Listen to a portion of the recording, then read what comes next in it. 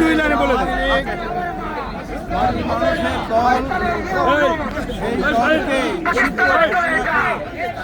অবৈধ অসাংবিধানিক এই সুদী মহাজন ইউনূস সরকার মূলত বাংলাদেশের মুক্তিযুদ্ধকেই নিষিদ্ধ করবার সকল ষড়যন্ত্র পাকাপোক্ত করেছে এবং বঙ্গবন্ধু কন্যা শেখ হাসিনাকে 5ই আগস্ট এইভাবে ক্ষমতাচ্যুত করা হলো, সেই ক্ষমতাচ্যুত করার মূল কারণ ছিল এই আরাকানে বিদেশি বাহিনী ঢোকার জন্যে এই করিডোরকে নিয়ে নেওয়া।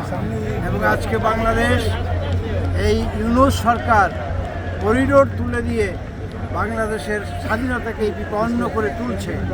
সুতরাং বঙ্গবন্ধু কন্যা শেখ হাসিনা বলেছিলেন, আমরা করিডোর দিয়ে, আমরা সেন্ট মার্টিন দ্বীপ দিয়ে ক্ষমতায় থাকতে চাই না। আমি বঙ্গবন্ধুর কন্যা, কোনো অবস্থাতেই দেশের স্বার্থ জলাঞ্জলি দিয়ে আমি ক্ষমতায় থাকতে চাই না। তাই 5ই আগস্ট সেদিন তাকে সরানো হয়েছে ক্ষমতা থেকে। আজকে দিনের মতো পরিষ্কার, এই দেশকে বিক্রি করবার সকল ষড়যন্ত্র, সকল আয়োজন সম্পন্ন করেছে ইউনূস সরকার। অবৈধ, অগণতান্ত্রিক এবং অসাংবিধানিক সরকার।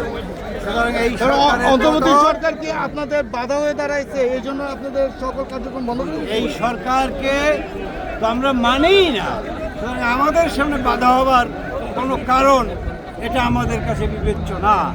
সুতরাং আওয়ামী লীগকে যেভাবে নিষিদ্ধ ঘোষণা করেছে সেই ঘোষণা প্রত্যাখ্যান করি, সেই ঘোষণা আমরা পদাঘাত করি এবং যুক্তরাজ্য আওয়ামী লীগ এবং